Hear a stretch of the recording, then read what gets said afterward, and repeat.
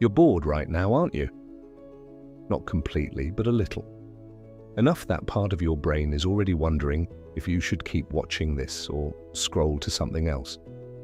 That feeling, that restless itch for something new. That's not a bug in your brain, it's a feature, and it might be the reason you're alive.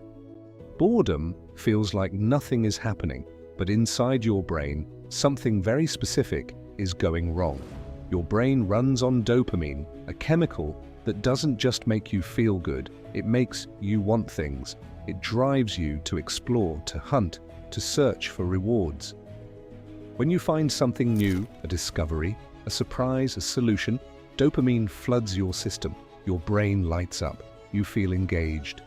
But when nothing changes, when the environment stays predictable, dopamine drops hard. And that's when boredom hits. It's not the absence of stimulation. It's your brain screaming, "There's nothing here worth paying attention to anymore." So you start looking for an exit, a distraction, anything that might contain novelty, because to your brain, boredom isn't just unpleasant, it's dangerous. Imagine you're a human, 50,000 years ago. You've been sitting in the same spot for an hour. The berries are gone, the water's been drunk, nothing's moving. If you stay bored, if you just sit there, you starve. But if boredom makes you uncomfortable enough to get up and explore, you find new food, new water, new territory, you survive.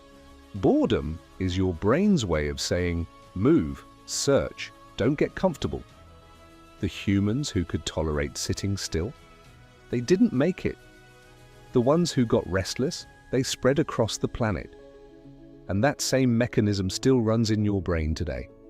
Except now, instead of driving you to find food, it drives you to refresh your feed. Because boredom doesn't care what century you're in.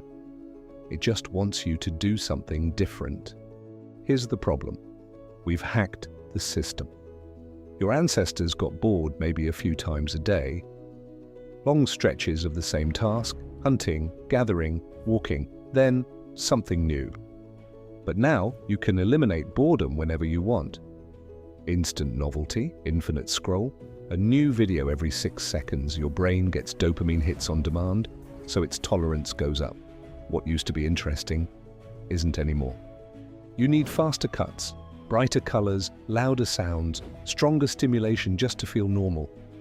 And when you don't get it, when you're stuck in a quiet room, or a long meeting, or a slow conversation, boredom feels unbearable because your brain isn't built for this much input. It's built to be bored most of the time. That's when it consolidates memories, processes emotions, comes up with ideas. Boredom is when your brain does its best work. But we've trained ourselves to kill it the second it appears. If you never let yourself be bored, something breaks, creativity suffers. Because new ideas don't come from constant stimulation, they come from the gaps, the pauses, the moments when your brain has nothing to do but wander. Attention span shrinks because your brain learns that focus is optional.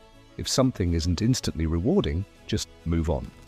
Relationships weaken because real connection requires patience, and patience requires the ability to sit with someone when nothing exciting is happening. Even happiness fades. Because happiness isn't the same as stimulation. It's deeper, quieter, and you can't feel it if you're always chasing the next dopamine hit. Boredom isn't the enemy, avoiding it is. So what do? Let yourself be bored? Not all the time, but sometimes. Deliberately. Sit in a waiting room without pulling out your phone. Take a walk without a podcast. Stare out a window for 5 minutes. It'll feel terrible at first, like something's wrong, but that discomfort, that's your brain recalibrating. Because when you stop feeding it constant novelty, it starts generating its own. You notice things you've walked past 100 times. You think thoughts you didn't know you had. You remember what it's like to just be. Boredom isn't a punishment, it's a signal. It's your brain telling you there's nothing urgent here, so maybe it's time to go inward. And that's where the good stuff is. You'll get bored again, probably soon, maybe even before this video ends. And when you do, you'll have a choice. Kill it instantly, or sit with it, see what happens, because the most interesting thoughts you'll ever have They don't come when your brain is full, they come when it's empty.